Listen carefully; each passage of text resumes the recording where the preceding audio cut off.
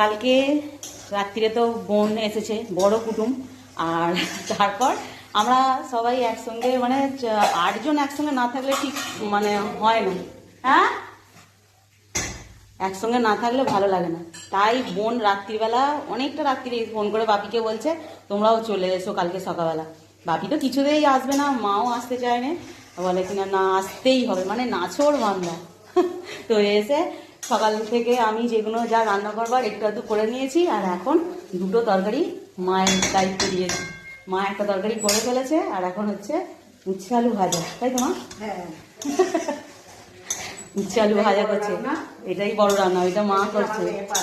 আর এই যে এই দিদিমণিও একটুখানি কুটে বেটে দিয়েছে, আমাকে অনেকটাই হেল্প করে দিয়েছে। তো সবাই মিলে এখন পিকনিকের মতো করে রান্না বান্না মিটলো।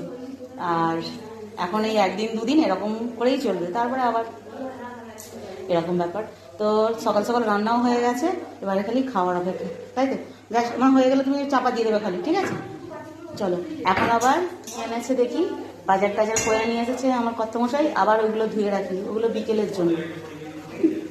তো চলো করে নি। কি হয়ে গেছে? আর কি করবো? ওই চাপা দিয়ে দাও, ব্যাস আলুটা এ বোধ হয়ে গেছে। হয়ে যাবে। ব্যাস ব্যাস ব্যাস, চলো ওই কাজটা করে এসে তারপর দুপুরের খাওয়া দাওয়া হবে।